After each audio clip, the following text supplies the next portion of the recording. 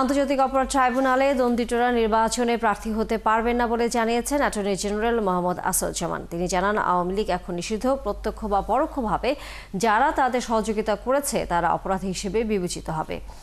শনিবার এফডিসিতে debate for ডেমোক্রেসির বিতর্ক অনুষ্ঠানে তিনি এসব কথা বলেন। অ্যাটর্নি জেনারেল বলেন, বিগত সময়ে আন্দোলন করলে মানবতাবিরোধী অপরাধের শিকার যেন না হন সে ব্যবস্থা করবে রাষ্ট্র। জানান, সরকার ও জনগণের মধ্যে বিরোধ নিরসন করতে হবে বলে বল প্রয়োগ সমাধান নয়। রাষ্ট্রের সর্বোচ্চ আইন কর্মকর্তা জানান, ট্রাইব্যুনালে বিচার প্রক্রিয়া স্বচ্ছভাবে সম্পন্ন করা হচ্ছে। তিনি জানান, জুলাই অভ্যুত্থানের আকাঙ্ক্ষার বাংলাদেশ প্রতিষ্ঠায় আমাদের একযোগে কাজ করতে হবে।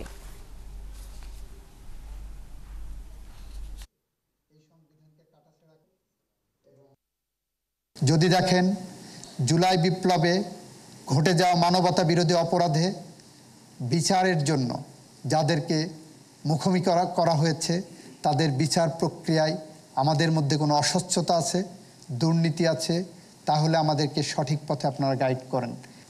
ফ্যাসিস্ট সরকার মানুষ হত্যা করেছেন, খুন করেছেন, গুম করেছেন, এবং সেই সরকারের যে রাজনৈতিক সংগঠন তার নাম বাংলাদেশ আওয়ামী লীগ। আইনে বলা হচ্ছে সেই সংগঠনেরও বিচার করার ক্ষমতা আছে। সেই সংগঠনও বিচারের মুখোমুখি হলে আইন যা তার স্বাভাবিক গতিতে যে পরিণতি হবে সেই পরিণতি তাকেও ভোগ করতে হবে। জামায়াত সুন্দর এবং সুষ্ঠু নির্বাচনের প্রত্যাশা করে, তবে জুলাই আন্দোলনের শহীদদের রক্তের অমর্যাদা হয় এমন নির্বাচন দেখতে চায় না বলে জানিয়েছেন জামায়াত ইসলামীর আমির ডক্টর শফিকুর রহমান। সকালে ফেনী যাবার পথে কুমিল্লার বিশ্ব রোডে একটি পথসভায় অংশ নেন তিনি। এ সময় জামায়াত ইসলামীর আমির জানান, শহীদদের রক্তের সাথে বেইমানি হয় এমন কাজ কেউ যেন না করে, নতুন কোনো ফ্যাসিবাদের জন্ম যেন না হয়, সেই বিষয়ে সবাইকে সচেতন থাকতে হবে। আগামী দিনের রাজনীতি যেন স্বচ্ছ ও সুন্দর হয়, এজন্য সবাইকে এক থাকতে হবে।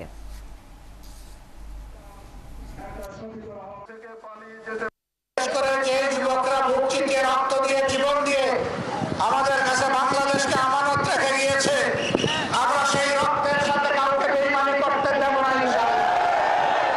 তাদের রক্তের পূর্ণ পবিত্র মূল্য আমরা প্রতিষ্ঠিত করতে চাই। আমরা চাই এই ধরনের রক্ত বিনয় জাতিকে বাদ দিতে না হয়। কাজে আগামী নির্বাচন সুষ্ঠু আর সেটা নির্ভর করবে। আমরা যেন তেন কোনো নির্বাচন চাই না।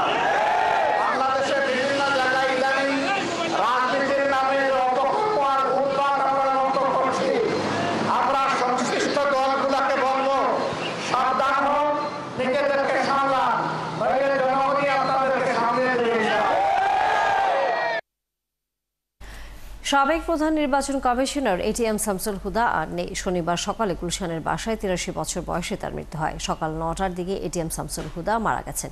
পরে তাকে হাসপাতালে নেওয়া হয়, সেখানে চিকিৎসক তাকে মৃত ঘোষণা করেন। রাজধানী ইউনাইটেড হাসপাতালে তার মরদেহ রাখা হয়েছে, তার স্ত্রী ও মেয়ে রেখে গেছেন তিনি। শামসুল হুদার মেয়ে যুক্তরাষ্ট্র থেকে দেশে ফিরলে তার জানাজা হবে বলে জানিয়েছেন স্বজনরা। ডক্টর এটিএম শামসুল হুদা ২০০৭ সালে প্রধান নির্বাচন কমিশনার হিসেবে নির্বাচন কমিশনে যোগ দেন। তার নেতৃত্বে ২০০৮ সালে নবম জাতীয় সংসদ নির্বাচন অনুষ্ঠিত হয়।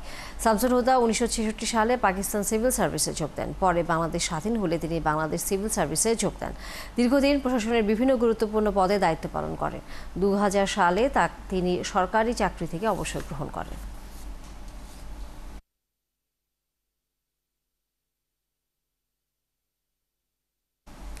ফ্যাসিবাদ সরকারের সময় দেশে কী ধরনের সাংবাদিকতা হয়েছে তা খতিয়ে দেখা দরকার বলে মনে করেন প্রধান উপদেষ্টার প্রেস সচিব শফিকুল আলম।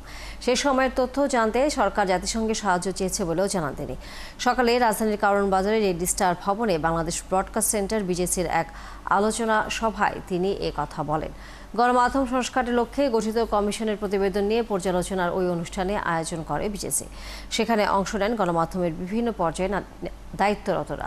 আলোচনায় অংশ নিয়ে সাংবাদিকরা দ্রুত কমিশনের সুপারিশ বাস্তবায়নের দাবি জানান। এ সময় প্রেস সচিব বলেন, বর্তমান সরকার স্বাধীন সাংবাদিকতার মৌলিক সংস্কার করেছে। এটার পুরো শুধুমাত্র যে আমরাই করতে পারবো তা না, আমরা মনে করি যে আমাদের পরবর্তী যে গভর্নমেন্ট আসবেন তারাও এই প্রত্যেকটা কমিশনগুলো নিবেন, নিয়ে স্ক্রুটিনাইজ করবেন, দেখবেন যে কোনগুলো ইমপ্লিমেন্টেবল। আর এই কমিশনগুলো তো আপনাদের রিপোর্টগুলো আপনাদের হাতে আছে, আপনারা এটা নিয়ে আপনারাও পার্সু করতে পারবেন যে এই কাজগুলো করেন। ও সংস্কার শেষে জাতীয় নির্বাচনের দাবি জানিয়েছেন এনসিপির আহ্বায়ক নাহিদ ইসলাম। জুলাই অভ্যুত্থানের বগুড়ায় শহীদদের পরিবারের সাথে দেখা করে তিনি এই দাবি করেন। তিনি আরও বলেন, জুলাই গণহত্যায় জড়িত ফ্যাসিবাদী সরকার প্রধান শেখ হাসিনা সহ বাকি বিচারের আগে নির্বাচন কোনোভাবেই গ্রহণযোগ্য নয়। এরপরে বগুড়া পলিটেকনিক্যাল থেকে বের হয়ে এনসিপির পদযাত্রাটি কলোনি, ঠনঠনিয়া বাসস্ট্যান্ড এবং ইয়াকুবিয়া মোড়, সাতমাথা থানা মোড়, Kanthaltala, Nawabbari road, police plaza হয়ে মুক্ত মঞ্চে গিয়ে শেষ হয়। সেখানে পথসভায় কথা বলেন নেতারা। এরপর দলটির গাড়িবহর যাবে জয়পুরহাটে। শহরের আমতলী, বাটার মোড়, আবুল কাশেম ময়দান ছেড়ে স্থানীয় শহীদ মিনারে পথসভা করার কথা রয়েছে। দেশ করতে জুলাই পদযাত্রার অংশ হিসেবে আজ পঞ্চম দিনে বগুড়া, জয়পুরহাট ছাড়াও নওগাঁর কর্মসূচি পালন করবে জাতীয় নাগরিক পার্টি। যা কিছু হয়ে যাক, আমরা অবশ্যই এই যে যারা গণহত্যা করছে, গুলি করে হত্যা করছে, আমরা বিচার নিশ্চিত করি। এই বাংলার মাটিতেই শেখ হাসিনা সহ আওয়ামী লীগ এবং যে সকল পুলিশরা গুলি চালায় আমাদের ভাইদের বাঁচতে, বোনদের বাঁচতে, আমরা তার বিচার নিশ্চিত করি। বিচার, সংস্কার, তারপরে নির্বাচন, এবং বিচার বলতেছে তারা হয়তো দেরি হবে, অনেক সময় লাগবে, কিন্তু বিচার শুরু করতে হবে, বিচার দৃশ্যমান করতে হবে এবং বিচারের রোডম্যাপ দিতে হবে। এবং যেই সরকারে আসুক না কেন, এই বিচারে কেউ হাত দিতে পারবে না। লালমনিরহাট পাটগ্রাম থানার হামলা ও আসামি ছিনতাইয়ের ঘটনায় বিএনপি এবং যুবদলের দুই নেতাকে সংগঠন থেকে বহিষ্কার করা হয়েছে। বহিষ্কৃতরা হলেন পাটগ্রাম উপজেলা বিএনপির সদস্য বাদশা জাহাঙ্গীর মোস্তাফিজ চপল এবং পাটগ্রাম পৌর যুবদলের যুগ্ম আহ্বায়ক মাহমুদ হোসেনকে দলীয় শৃঙ্খলা ভঙ্গের দায়ে দল থেকে বহিষ্কার করা হয়েছে। লালমনিরহাট জেলা বিএনপির দপ্তর সম্পাদক জয়নুল আবেদিন স্বপন এবং কেন্দ্রীয় যুবদলের সহ দপ্তর সম্পাদক মিনহাজুল ইসলাম ভূঁইয়ার স্বাক্ষরিত বিজ্ঞপ্তিতে এ তথ্য জানানো হয়। বুধবার রাতে বালু ট্রাকে সাজাপ্রাপ্ত আসামিকে ছাড়াতে থানায় গিয়ে পাটগ্রাম থানা ভাঙচুর এবং সাজাপ্রাপ্ত আসামি ছিনতাই করে নিয়ে যায়। এ ঘটনায় বিএনপি ও যুবদলের 24 জন নেতাকর্মীর বিরুদ্ধে পুলিশ বাদী হয়ে মামলা দায়ের করে।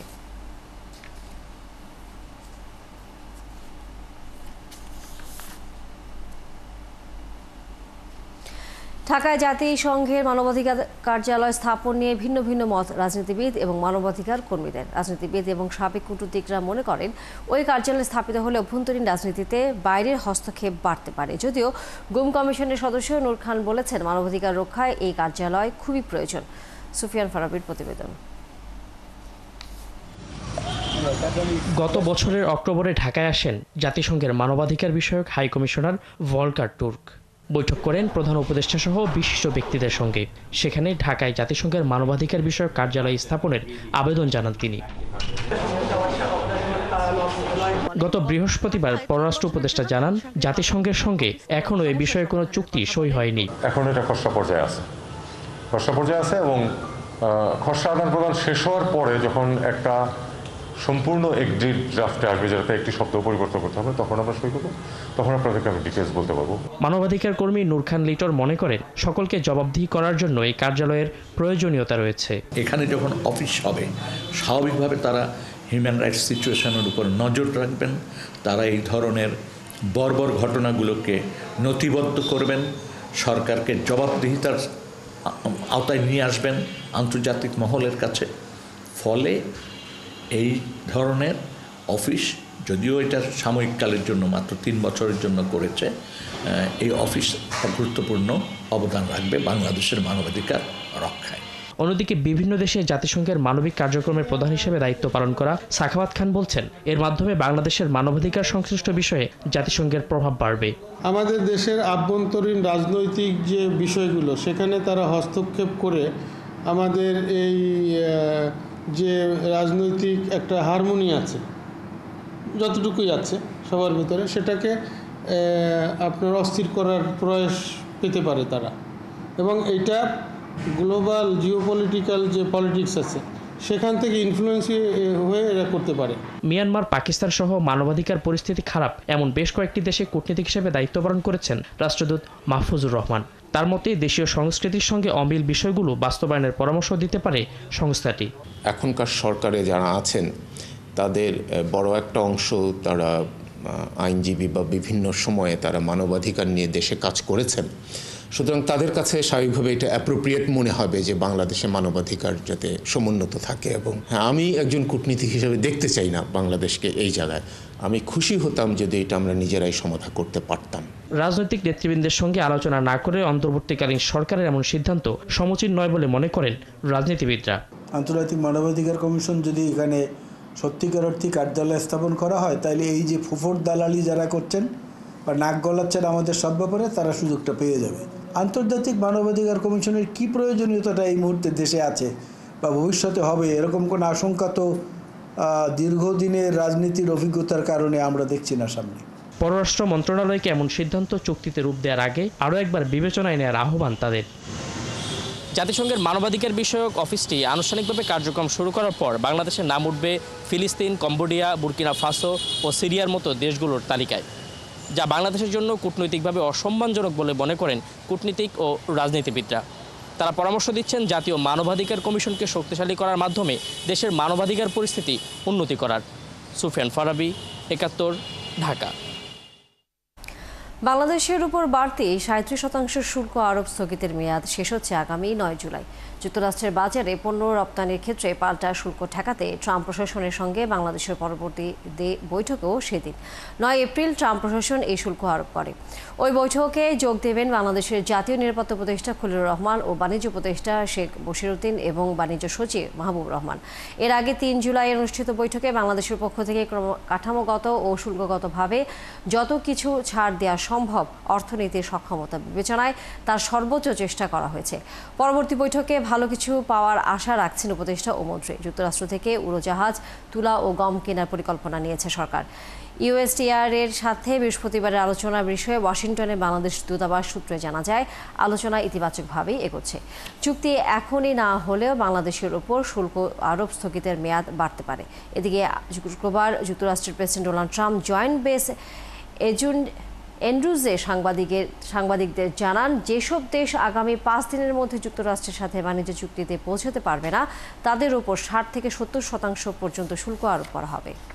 দর্শক, নিশ্চয়ই আপনারা জানেন যে এনসিপি পুরো দেশ জুড়ে তারা জুলাই গণঅভ্যুত্থানের যে নানা ধরনের বিষয়গুলো সামনে নিয়ে তাদের রাজনৈতিক কর্মসূচি পরিচালনা করছে এবং পথসভা করছে। আমাদের সহকর্মী রাশেদ আনিস আছেন তাদের সাথে, আমরা যুক্ত হচ্ছি এই মুহূর্তে তার সাথে। রাশেদ আনিস, আশা করি আপনি আমাকে শুনতে পাচ্ছেন। এনসিপির পথসভাটি এই মুহূর্তে কোথায় অবস্থান করছেন এবং সেখান থেকে এর আগে বক্তৃতায় বক্তারা কি বলেছেন? তানিয়া, এনসিপি যেই পদযাত্রা কর্মসূচি দেশ গড়তে জুলাই পদযাত্রা, সেই কর্মসূচি বগুড়ার পর্ব কিন্তু শেষ হয়েছে এবং অল্প কিছুক্ষণ আগে জয়পুরহাটের উদ্দেশ্যে রওনা দেওয়া হয়েছে। আপনি দেখছেন যে গাড়িবহর, এনসিপির যে গাড়িবহর, সেই গাড়িবহর কিন্তু জয়পুরহাটের উদ্দেশ্যে রওনা দিয়েছে। বগুড়ায় কিন্তু প্রায় 6 থেকে 7 কিলো পথ তারা পদযাত্রা করেছেন এবং পদযাত্রা করার পর সাত মাথার যে মুক্তমঞ্চ রয়েছে সেখানে কিন্তু জ্বালাময়ী বক্তব্য দিয়েছেন এনসিপি যারা নেতারা রয়েছেন তারা। যেমন নাহিদ ইসলাম বলেছেন, পুরনো খেলার কোনো নতুন প্লেয়ার হতে আসিনি, আমরা খেলার নিয়ম বদলাতে এসেছি, যুবশক্তিদের এগিয়ে আসতে হবে এই খেলার নিয়ম বদলানোর জন্য। ঠিক সেরকম তারা কিন্তু বলেছেন যে পুলিশ যে প্রশাসন রয়েছে বিশেষ করে বগুড়ায়, তাদেরকে পুরো ঢালাওভাবে আবার নতুন করে সাজাতে হবে। কেউ যদি পুরনো ফেসিস্টের মতো আচরণ করে তাদেরও একই পরিণতি হবে। এখানে পুলিশকে ঢেলে সাজাতে হবে, কোনো দলের পক্ষে থাকা যাবে না, জনগণের পক্ষে থাকতে হবে, এরকম বক্তব্য কিন্তু দিয়েছেন। আপনি জানেন যে প্রতিটি জায়গায় যখন যারা পদযাত্রা কর্মসূচিতে যাচ্ছেন তখন কিন্তু তারা 3 আগস্টের যে জুলাই সনদ এবং জুলাই ঘোষণার ইশতেহার দেওয়া হবে যা এনসিপির পক্ষ থেকে, তাদের সবাইকে কিন্তু বলছেন যে সেই সময় ঢাকায় এসে সেই শহীদ মিনারে যোগ দিতে। আজ কিন্তু বগুড়াবাসীর উদ্দেশ্যেও নাহিদ ইসলাম বলেছেন যে জুলাই ঘোষণাপত্র অবশ্যই নতুন সংবিধানে যুক্ত হতে হবে। এই জুলাইয়ের পথেই আগামীর বাংলাদেশ পরিচালিত হবে। যারা জুলাইয়ের কথা সংবিধানে আসতে দিতে চান না তারা মুজিববাদদের পাহারাদার, এটিও কিন্তু বলেছেন। এবং কথা বলেছেন কিন্তু এনসিপির অন্যান্য যারা নেতারা রয়েছে তারাও কিন্তু বলেছেন। তারা যেটি বলেছেন যে এই যে বগুড়া, সেই বগুড়াকে এনসিপির সবচেয়ে শক্তিশালী ঘাঁটি বানাতে চায় তারা, এবং এনসিপির সবচেয়ে শক্তিশালী ঘাঁটি হবে হচ্ছিল এই বগুড়া। এবং এর পাশাপাশি কিন্তু তারা বলেছেন যে বাংলাদেশে ক্ষমতা ভারসাম্য করতে মৌলিক সংস্কার নিয়ে কথা বলছে কিছু মানুষ, তারা বলতে চান মৌলিক সংস্কার করেই জুলাই সনদ হতে হবে। এবং তারা বগুড়াবাসীদের কাছে বলেছেন যে তারা রাজপথে থাকবেন, রাজপথ তাদের দখলে থাকবে, সংসদ তাদের দখলে থাকবে। মূলত কিন্তু 29 দিনে প্রায় 64 জেলায় এই জুলাই পদযাত্রা কর্মসূচি করছে মূলত 3টি দাবির উপর ভিত্তি করে: বিচার, মৌলিক সংস্কার এবং নতুন সংবিধান প্রণয়নের দাবিতে। এবং সেই নতুন সংবিধান প্রণয়নের দাবিতে কিন্তু তারা দেশের বিভিন্ন পথে পথে যাচ্ছেন। কিছুক্ষণ আগে নাহিদ ইসলাম, হাসনাত আবদুল্লাহ, সার্জিস আলম তারা কিন্তু মানুষের সাথে জনসংযোগ করেছেন, তারা মানুষের সাথে কথা বলেছেন, তারা মানুষের কথা শুনেছেন। এই যে যাত্রা, এই যাত্রাতে কিন্তু ইতোমধ্যে 64 জেলার মাঝে 11টি জেলা তারা ঘুরে ফেলেছেন। সেখানে কিন্তু মানুষজনের ভালোবাসায় সিক্ত হচ্ছেন এবং তাদেরকে যে ঢাকা কেন্দ্রিক বা রাজধানী কেন্দ্রিক যে দল মনে করা হতো সেটি থেকে কিন্তু তারা অনেক বেশি পরিমাণে বের হয়ে এসেছেন এবং তারা চান নতুন বাংলাদেশ গড়তে, নতুন বাংলাদেশের সব অঞ্চলের নেতা হয়ে উঠতে। তানিয়া। ধন্যবাদ রাশেদ আনিস। আমরা নিশ্চয়ই এনসিপির এই পথসভার যে কর্মসূচি তারা পালন করছে আমরা সে খবর জানবার জন্য আবারও ফিরে আসবো আপনার কাছে। দর্শক সহকর্মী রাশেদ আনিস ছিলেন আমাদের সাথে। উপকূল সহ দেশের বিভিন্ন জায়গায় প্রবল বৃষ্টি হচ্ছে, এতে বিপাকে পড়েছেন শ্রমিক, দিনমজুর ও ক্ষুদ্র ব্যবসায়ীরা। উপকূলীয় এলাকা ও সমুদ্র বন্দরগুলোতে নেওয়া হয়েছে 3 নম্বর সতর্ক সংকেত। দেশের মোট 7টি অঞ্চলে 60 কিলোমিটার বেগে ঝড় বৃষ্টির আভাস দিয়েছে আবহাওয়া অফিস। সহকর্মীদের তথ্য ছবিতে বিস্তারিত। মৌসুমী বায়ুর প্রভাবে পটুয়াখালীর কলাপাড়ায় শনিবার সকাল থেকে আকাশ মেঘাচ্ছন্ন অবস্থায় রয়েছে। মাঝে মাঝে থেমে থেমে হালকা থেকে মাঝারি বৃষ্টি হচ্ছে। সাগর উত্তাল হওয়ায় সমুদ্র বন্দরে 3 নম্বর ও নদী বন্দরে 1 নম্বর সতর্ক সংকেত রয়েছে। উত্তাল ঢেউ আছড়ে পড়ছে সৈকতে। সতর্ক সংকেত চলার সময় সাগরে মাছ ধরার নৌকা ও ট্রলারগুলোকে সাবধানে চলাচলের নির্দেশ দেওয়া হয়েছে। জোয়ার হইলে সম্পূর্ণ তলাই যায়, তলাই গেলে একেবারে বেরি কোনো চিনে না। এই রাস্তা পানি এই পর্যন্ত হয়ে যায়। আর থেকে সঙ্গে বাচ্চা কাচ্চা আছে, স্কুলে যাইতে সমস্যা হয়, স্কুল বেশিরভাগ স্কুলে মিস হয়, পোলাপানের অনেক সমস্যা হয়, বুঝছেন। সাগর পাড়ের দ্বীপ রাঙাবাড়িতে শুক্রবার রাত থেকে বৈরী আবহাওয়া। ভোর থেকে কয়েক দফায় কখনো মুষলধারে আবার কখনো মাঝারি বৃষ্টি হচ্ছে। পায়রা সমুদ্র বন্দরে 3 নম্বর দূরবর্তী হুঁশিয়ারি সংকেত বহাল রাখা হয়েছে। মংলার উপকূল জুড়েও দুর্যোগপূর্ণ আবহাওয়া। টানা বৃষ্টিতে এখানকার স্বাভাবিক কাজ ব্যাহত হচ্ছে, এতে জনজীবন বিপর্যস্ত। তবে বন্দরের পণ্য খালাস স্বাভাবিক রয়েছে। বৃষ্টিতে চট্টগ্রাম নগরের কিছু কিছু এলাকায় পানি জমেছে। জরুরি প্রয়োজনে এবং জীবিকার তাগিদে বের হওয়া মানুষ টানা বৃষ্টির কারণে ভোগান্তিতে পড়েছেন। রয়েছে পাহাড় ধসের শঙ্কা। কখনো মুষলধারে আবার কখনো গুড়ি গুড়ি বৃষ্টিতে কক্সবাজারেও জনজীবন স্থবির। কর্মজীবী বহু মানুষকে বের হতে হয়েছে বৃষ্টি উপেক্ষা করেই। দুর্ভোগ বেড়েছে শ্রমিক, দিনমজুর ও ক্ষুদ্র ব্যবসায়ীদের। আব্দুল আল মামুন, ৭১। আবহাওয়ার আরও খবর জানাতে পায়রা বন্দর সংলগ্ন রাবনাবাদ নদী তীর থেকে আমাদের সাথে যুক্ত হচ্ছে সহকর্মী কামরুল হাসান। কামরুল, সকাল থেকে এখন পর্যন্ত কত মিলিমিটার বৃষ্টি হয়েছে এবং ঝুঁকিপূর্ণ বাঁধগুলোর কি অবস্থা?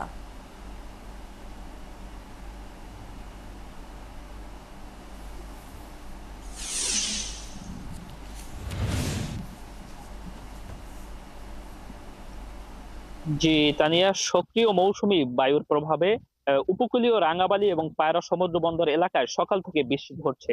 আমি এই মুহূর্তে রামনাবাদ নদীর তীরে রয়েছি। ক্যামেরা পার্সনের মাধ্যমে আপনাকে দেখানোর চেষ্টা করছি।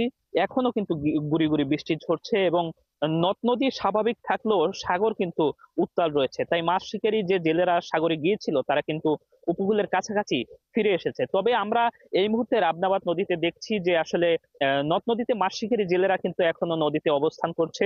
আবহাওয়া অফিস বলছে যে পায়রা সমুদ্র বন্দরে 3 নম্বর যে স্থানীয় সতর্ক সংকেত তারা জারি করেছিল সেটি এখনো বহাল রয়েছে। তাই উপকূলের কাছাকাছি এসে সাবধানে মাছ ধরা নৌকা ট্রলারগুলোতে অবস্থান করার কথা বলা হয়েছে। এবং সেই সঙ্গে আবহাওয়া অফিস বলছে যে আজ সকাল 10টা থেকে আসলে পরবর্তী 24 ঘন্টা ভারী বৃষ্টিপাতের পূর্বাভাস দিয়েছে তারা। এবং সেই সঙ্গে আবহাওয়া অফিস বলছে যে আসলে সকাল 9টা থেকে সন্ধ্যা 6টা পর্যন্ত পটুয়াখালী নদী বন্দরকে 1 নম্বর সংকেত দেখিয়ে যেতে বলা হয়েছে। এবং সেই সঙ্গে 45 থেকে 60 কিলোমিটার বেগে দমকা অথবা ঝোড়ো হাওয়া, সেই সঙ্গে অস্থায়ী বৃষ্টি এবং বজ্রসহ বৃষ্টি হতে পারে এমন কিন্তু পূর্বাভাস দিয়েছে। আমরা সকাল থেকে দেখছিলাম যে বৃষ্টিপাত কিন্তু কখনো হালকা, কখনো মাঝারি এবং কখনো ভারী বৃষ্টিপাত হচ্ছে। এই মুহূর্তে গুড়ি গুড়ি বৃষ্টি হচ্ছে এবং এ কারণে কিন্তু সাগর উত্তাল রয়েছে সক্রিয় মৌসুমী বায়ুর কারণে। জেলেরা বলছেন, আমাদের সঙ্গে জেলেদের কথা হয়েছে, জেলেরা বলছেন তারা তীরে ফিরে আসা জেলেদের সঙ্গে আমাদের কথা হয়েছে, তারা বলছিলেন যে আসলে এই 58 দিনের নিষেধাজ্ঞা শেষ হয়েছে 11 জুন। এরপর থেকে কিন্তু কয়েক দফায় কিন্তু সাগরে গিয়ে তাদের বারবার ফিরে আসতে হয়েছে উপকূলের কাছাকাছি। এর কারণে ক্ষতির মুখে পড়ছেন ওই সকল জেলেরা। তাদের দাবি যে 11 জুনের পর 3 দফায় বঙ্গোপসাগরে লঘুচাপ সৃষ্টি হয়েছে এবং সর্বশেষ এই গত 2 দিন হলো যে সক্রিয় মৌসুমী বায়ুর কারণে 3 নম্বর স্থানীয় সতর্ক সংকেত বহাল রয়েছে, যার কারণে কিন্তু সাগর কিন্তু উত্তাল রয়েছে। এ কারণে তাদের আবারও কিন্তু চতুর্থবারের মতো কিন্তু মাছ শিকারে গিয়ে তাদের উপকূলের কাছাকাছি ফিরে আসতে হয়েছে। ক্যামেরা পার্সনের মাধ্যমে আপনাকে দেখানোর চেষ্টা করছি যে আসলে তীরে ফিরে আসা জেলে ট্রলার নৌকোগুলোর অবস্থা। এবং সেই সঙ্গে আপনাকে জানিয়ে রাখতে চাই যে এই যে দফায় দফায় যে সাগরে বৈরী আবহাওয়া সৃষ্টি হচ্ছে, এর কারণে কিন্তু জেলেরা ক্ষতিগ্রস্ত হচ্ছেন, কারণ তারা কিন্তু টানা 58 দিন মাছ শিকার করতে পারেনি। তারপর 11 জুনের পরবর্তীতে তারা মাছ শিকার যখনই শুরু করে তখন থেকে কিন্তু এই যে সাগরে 1 সপ্তাহের ব্যবধানে কিন্তু 4 দফা। কামরুল হাসান, অসংখ্য ধন্যবাদ আপনাকে। আমরা নিশ্চয়ই ফিরবো আবারও আবহাওয়ার খবর জানবার জন্য আপনার কাছে। দর্শক সহকর্মী কামরুল হাসান ছিলেন এতক্ষণ আমাদের সাথে। 5 দফা দাবিতে 48 ঘন্টার পণ্য পরিবহন ধর্মঘট পালন করছে সিলেট ট্রাক, পিকআপ ও কাভার্ড ভ্যান শ্রমিক ইউনিয়ন।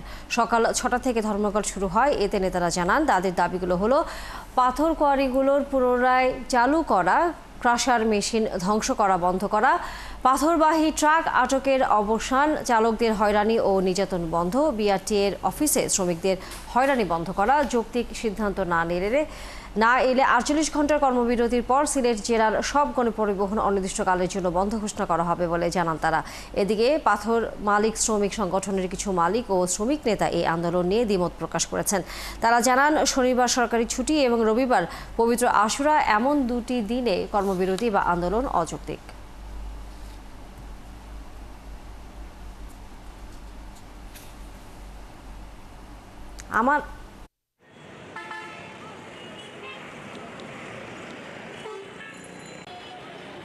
আজকে আমার প্রায় 1.5 লাখ টাকা লস। এই লসগুলা খেয়ে নিবে, প্রশাসন নিবে না শ্রমিক নিবে, খারা নিবে এই লসগুলা। এইভাবে বহুত ব্যাপারীর লস হয়েছে আজকে। এই যে ওনাদের গাড়ি আটকে রাখছে, মানে আমরা অত টাকার মাল আনছি, নষ্ট হয়তো তো শেষ। আমরা গরিব মানুষ, আমরা নিতাই অবশ্যই বন্ধ থাকবো। এগো ভাই, এগো জেলার আন্ডারে, জেলায় যে একটা করবো করবো, এগো আমরা হইলাম হুকুমদারি, বুঝছেন? এখন এ বিষয়ে বিস্তারিত জানাতে আমাদের সাথে সিলেট থেকে যুক্ত হচ্ছে সহকর্মী সাকিব আহমেদ মিঠু। এই আন্দোলনের সর্বশেষ খবরাখবর জানানোর পাশাপাশি যেহেতু শ্রমিকরা ধর্মঘট পালন করছেন, এই ধর্মঘট প্রত্যাহার করার জন্য প্রশাসনের পক্ষ থেকে কোনো উদ্যোগ নেওয়া হয়েছে কিনা?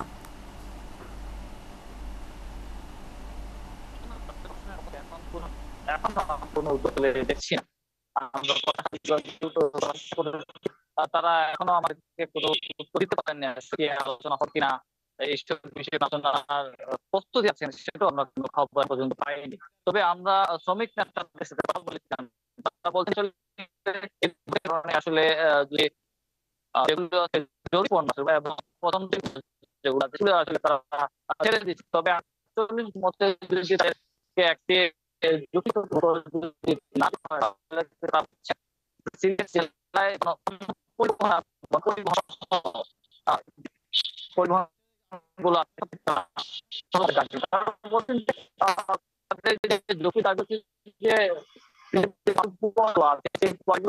প্রায় হাজার হাজার শ্রমিক কাজ করে থাকেন। তাদের ব্যবসায়ীরা তাদের কয়েক কোটি টাকা করে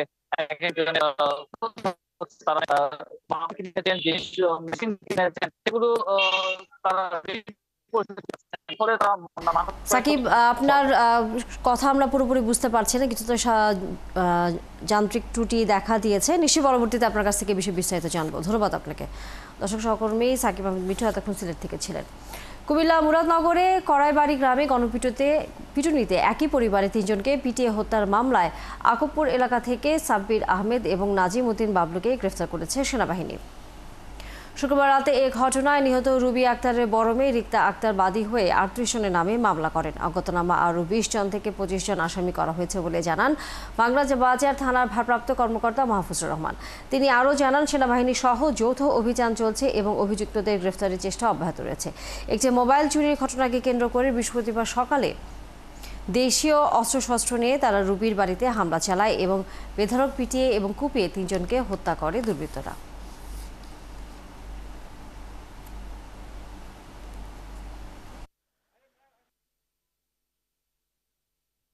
দর্শক, এই বিষয়ে সর্বশেষ খবর জানাতে যুক্ত হচ্ছেন কুমিল্লা থেকে কাজী এনামুল হক।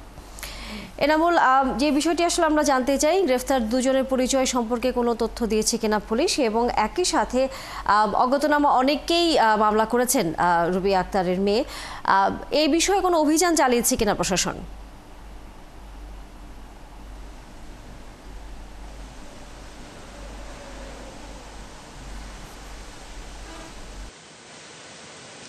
রুবি আক্তারের মেয়ে রিক্তা আক্তার, সে 38 জন নামীয় এবং সেই সাথে 20 থেকে 25 জন অজ্ঞাতনামা আসামি করে মামলা করা হয়েছে। তবে দুইজন যে আটক করা হয়েছে, দুলাল এবং সেই দুজনকে এখন পর্যন্ত আদালতে নেওয়া হয়নি। সেই সাথে আরও এই মামলায় আরও 6 জনকে র্যাব আটক করেছেন। বিকেল 5টায় র্যাব একটি ব্রিফিংয়ের মধ্য দিয়ে তাদের পরিচয় এবং কি বিষয়ে জানতে পেরেছেন সেই বিষয়টি কিন্তু জানাবেন সাংবাদিককে। তবে এর আগে আপনাকে জানিয়ে রাখি, সেই জায়গাটি এখন পর্যন্ত মানুষ শূন্য বলা চলে। স্থানীয় মানুষদের মধ্যে একটা আতঙ্ক বিরাজ করছে, যেহেতু 38 জন নামীয়, সেই সাথে 20 থেকে 25 জন অজ্ঞাতনামা রয়েছে। 63 জনের মামলার কারণে এবং এখন পর্যন্ত পুলিশ এবং সেনাবাহিনী এবং র্যাব আইনশৃঙ্খলা বাহিনী একটি অভিযান চলছে। সেই অভিযানে সর্বশেষ 8 জনকে আটক করেছে আইনশৃঙ্খলা বাহিনী, র্যাব 6 জনকে এবং সেই সাথে সেনাবাহিনীর 2 জনকে। পুলিশের অভিযানও চলছে। তবে এদিকে পুলিশ সুপার বলছেন যে এই যে ঘটনাটি, একটি মোবাইল চুরি ঘটনাকে কেন্দ্র করে 3 জনকে পিটিয়ে হত্যা করা হলো, সেটির মধ্যে স্থানীয়ভাবে করাই গ্রামে যে প্রভাব পড়েছে সেটিকে পুলিশ জিরো টলারেন্স হিসেবে দেখছে এবং যারাই তার সাথে জড়িত তাদেরকে দ্রুত আইনের আওতায় আনা হবে। তবে এই যে আইনের আনা হবে, এদিক দিয়ে কিন্তু সেনাবাহিনী এবং র্যাব এবং পুলিশ আইনশৃঙ্খলা বাহিনীর যৌথ অভিযান যেমন চলছে, র্যাবের আলাদাভাবে অভিযান চলছে, সেনাবাহিনীর একটা টিমের অভিযান চলছে, পুলিশও কিন্তু অভিযান চালাচ্ছেন যে ঘটনার পেছনের ঘটনা কি কারণে এই 3 জনকে, রুবি আক্তার, রাসেল এবং তার মেয়ে ঝুনাকিকে 3 জনকে পিটিয়ে এবং কুপিয়ে হত্যা করা হলো, সেই ঘটনার পেছনের ঘটনা কি সেটি জানার জন্য পুলিশ কাজ করছে। তবে পুলিশের তদন্ত রিপোর্টে যা আসবে তার উপর নির্ভর করবে আসামিরা কে কোথায় কেমন আছে। তার মধ্যে আমরা জানতে পেরেছি একজন ইউপি চেয়ারম্যান এবং মেম্বারও এই ঘটনার সাথে সম্পৃক্ত রয়েছে বলে পুলিশ জানিয়েছে। ধন্যবাদ এনামুল হক। নিশ্চয়ই আমরা ফিরবো আবারও আপনার কাছ থেকে যদি নতুন আরও তথ্য এসে পৌঁছায়। দর্শক, সহকর্মী এনামুল হক ছিলেন এতক্ষণ আমাদের সাথে কুমিল্লা থেকে। নারায়ণগঞ্জের রূপগঞ্জে দুর্বৃত্তদের ছুরিকাঘাতে গুরুতর আহত ইলেকট্রিশিয়ান পারভেজ হাসান চিকিৎসাধীন অবস্থায় মারা গেছেন। রূপগঞ্জ থানার ভারপ্রাপ্ত কর্মকর্তা তরিকুল ইসলাম জানান, বৃহস্পতিবার বিকেলে আমলাবো এলাকার হাজি গিয়াসউদ্দিনের 5ম তলা ভাড়াটিয়া বাড়ির ছাদের ওপর একটি কক্ষে গুরুতর জখম অবস্থায় ইলেকট্রিশিয়ান পারভেজকে পড়ে থাকতে দেখে সিয়াম নামে এক কিশোর বাড়ির সবাইকে জানায়। এই সময় তাকে উদ্ধার করে প্রথমে বেসরকারি হাসপাতালে, পরে ঢাকা মেডিকেল কলেজ হাসপাতালে স্থানান্তর করা হয়। শুক্রবার রাতে ঢাকা মেডিকেল কলেজ হাসপাতালে চিকিৎসাধীন অবস্থায় মারা যায় পারভেজ। তিনি আরও জানান, পারভেজ হাসান ও মেহেদি নামে 2 জন সেই কক্ষে একসাথে বসবাস করত। ঘটনার পর থেকে পলাতক রয়েছে মেহেদি, তাকে গ্রেফতারের চেষ্টা চলছে। তাছাড়া বাড়ির সিসি ক্যামেরার ফুটেজ সংগ্রহের চেষ্টা চলছে। ঢাকার ধামরাইয়ের ঐতিহ্যবাহী শ্রী শ্রী যশো মাধবের উল্টো রথযাত্রা উৎসব আজ শনিবার। সেখানকার সর্বশেষ খবর নিয়ে ধামরাই থেকে যুক্ত হচ্ছেন সহকর্মী জাহাদুল ইসলাম অনেক। উল্টো রথযাত্রার সর্বশেষ কি খবর আপনার কাছে রয়েছে?